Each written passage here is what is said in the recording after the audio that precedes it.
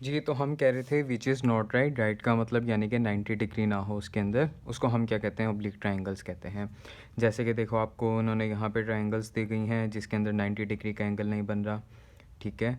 अच्छा जी, अब वो ये कहता है कि ऐसी ट्रायंगल्स को सॉल्व करने के लिए हमें क्या प्रूव करना पड़ेगा, law of cosines, law of science और लॉ ऑफ टेंजेंट।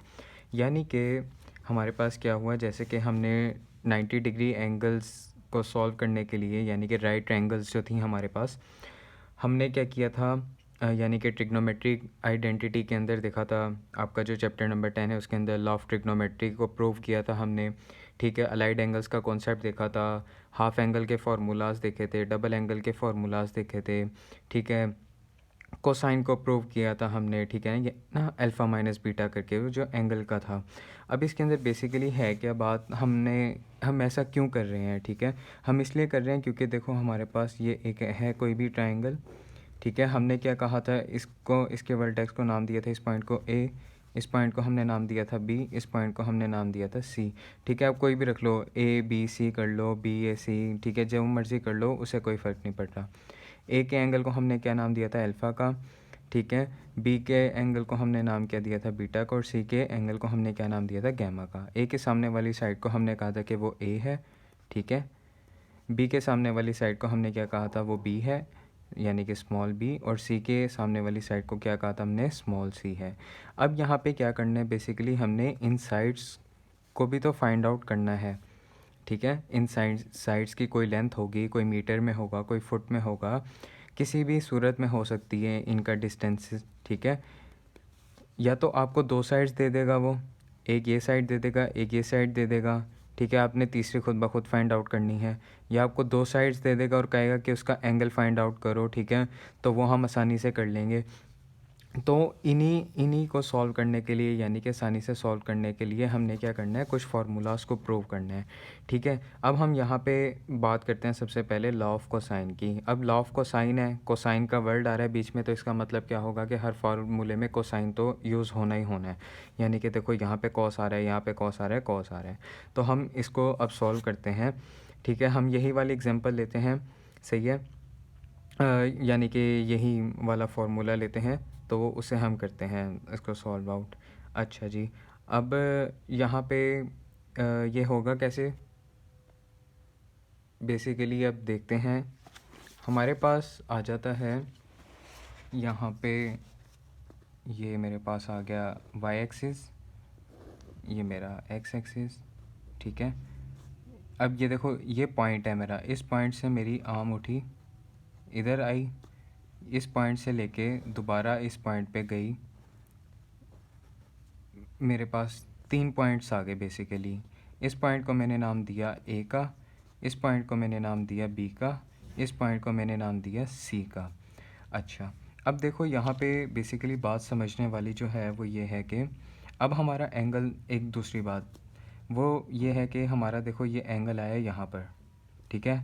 इस एंगल को हमने नाम दिया ए का है, तो हमने इसको नाम दे दिया अल्फ़ा का, ठीक है। ये हमारे पास बी के सामने वाला एंगल जो बनता है उसको हम क्या नाम देते हैं, बीटा का। सी के सामने वाले एंगल को हम क्या नाम देते हैं, आपका गैमा होता है। अब ये वाला जो एंगल है ना, ये है मेरा स्टैंडर्ड पोजीशन में एंगल।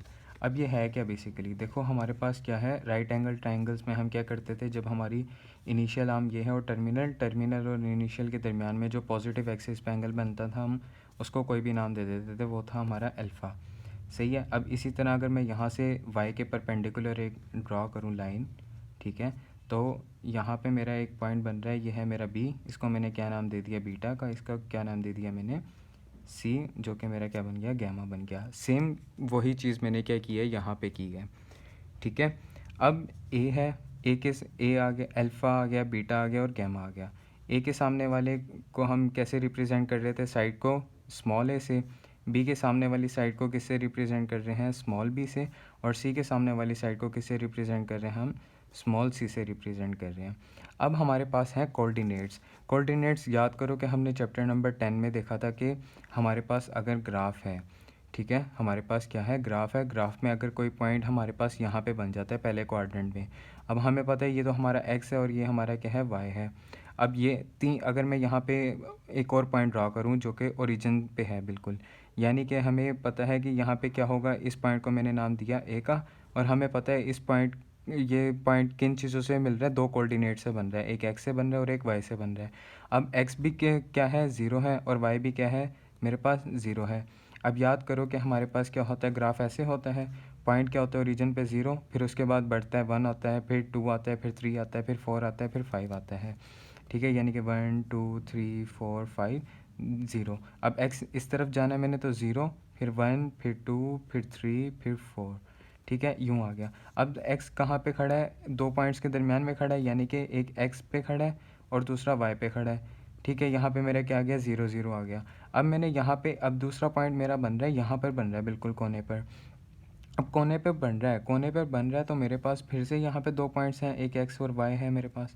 ठीक है, अब एक्स की तो ठीक है, चलो मुझे पता है कि मैंने कितने डिस्टेंस का फासला तय करके आया हूँ, 1 2 3 4, यानी कि 1 2 3 4, ऐसे सोन ऐसे ही चलता रहता है। फॉर एग्जांपल यहाँ पे मैं 4 पॉइंट्स का फासला तय करके आई हूँ, तो यानी कि मेरी एक्स की वैल्यू कितनी हुई, 4 हुई।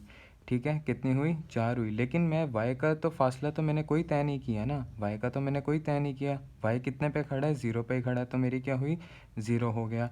अब लेट्स सपोज, अब यहाँ पे मेरे पास एक पॉइंट है, इस पॉइंट का नाम दे दिया मैंने बी का।